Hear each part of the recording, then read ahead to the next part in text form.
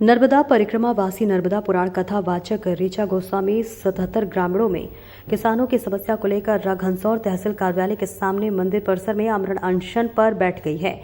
साध्वी ऋचा गोस्वामी ने बताया कि नर्मदा परिक्रमा के दौरान जब कथा का वाचन हो रहा था, इस समय क्षेत्र के उनके समक्ष बताया गया कि नर्मदा नदी हमारे क्षेत्र में है और हम किसानों को खेतों में सिंचाई हेतु पानी नहीं मिल रहा। पूर्व मुख्यमंत्री शिवराज सिंह चौहान ने 2010 में घोषणा की थी, जिसके लिए 2000 करोड़ रुपए से अधिक का बजट का पत्राचार भी किया गया था और पर आज दिनांक तक लिफ्ट इरिगेशन की सुविधा नहीं मिली, जिस पर किसानों के साथ साध्वी ऋचा गोस्वामी 77 ग्राम पंचायत के किसानों के पलायन को रोकने के लिए और किसानों के खेतों तक पानी पहुंचाने की मांग को लेकर तहसील हनुमान मंदिर पर आमरण अनशन पर बैठ गई।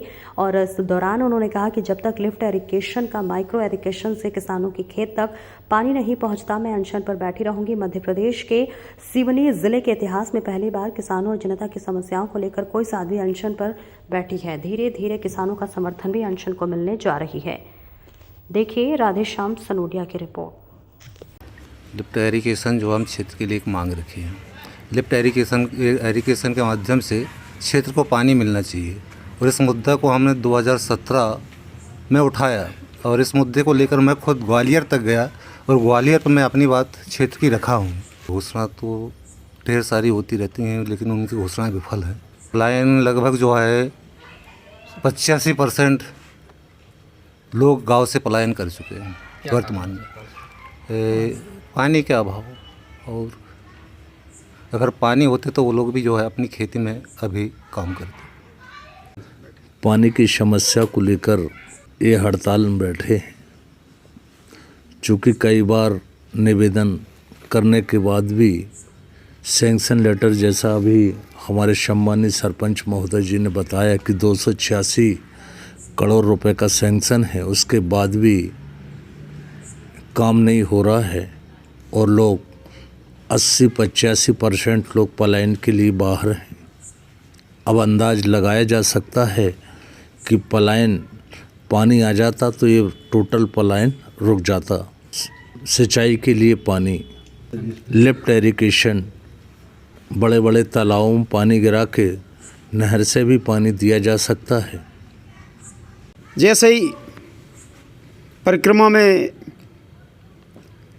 ऋचा गोस्वामी जी यहाँ से आ रही थी, तो उसी समय जब गुढ़ी में पुराण चल रहा था, उस समय पूरे क्षेत्र के लोग जुड़े थे, 10-10, 5-5 सभी लोग, कम से कम 1500 की संख्या में।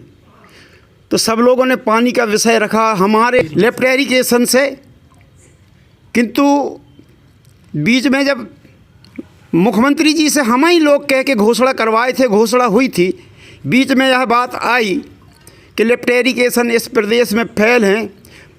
अभी भी बात हुई कि अब एक माइक्रो स्कीम यहाँ लागू की गई है जो नैनपुर क्षेत्र में चल रही है। यदि वो स्कीम से भी यदि 77 पंचायत में यदि पानी आता है तो हमारा जीवन, हमारे किसानों का जीवन, हमारी गौ माता का जीवन खुशहाल बनेगा। मैं जब से नर्मदा परिक्रमा में यहाँ 1 महीने से चल रही हूँ, तब से मैं देख रही हूँ कि इस पूरे क्षेत्र में जल का बहुत बड़ा अभाव है, बहुत संकट है। यहाँ पर लोग जल के लिए तरस रहे हैं, भूमि असंचित पड़ी हुई है, लोग पलायन पे हैं, दूसरी जगह जाके उन्हें मजदूरी करनी पड़ रही है। 50% गांव खाली पड़े हुए हैं क्योंकि नर्मदा जी के तट पर होने के बाद भी घनसौर के 77 ग्राम पंचायत सूखाग्रस्त हैं। तो इसलिए मैं चाहती हूँ लोगों के ही निवेदन पर कि यहाँ पर जल आना ही चाहिए। मेरे साथ में बहुत सारे प्रतिनिधि भी हैं यहाँ के और ख़ासकर किसान संघ के भी लोग हैं जिनने कई बार अनुरोध किया है महामहिम राष्ट्रपति जी से लेकर के प्रधानमंत्री, मुख्यमंत्री और तमाम जनप्रतिनिधियों को, परंतु फिर भी कोई सुनवाई नहीं हो रही है।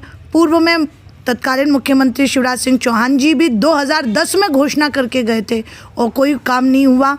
अभी इन लोगों के पास में एक पत्र भी है, सैंक्शन लेटर, जो भोपाल से 2086 करोड़ लगभग का घोषित किया गया था इस पूरे कार्य के लिए, परंतु ये भी ठंडे बस्ते में रख दिया गया। ऐसा लगता है कि यहाँ के जनप्रतिनिधि चाहते ही नहीं है कि ये क्षेत्र विकसित हो और कोई भी आगे जाके तरक्की कर पाए। इसलिए जल मिलना बहुत ज़रूरी है, चाहे जिस प्रकार से भी मिले, लिफ्ट इरिगेशन से या फिर माइक्रो इरिगेशन से जल मिलना बहुत ज़रूरी है।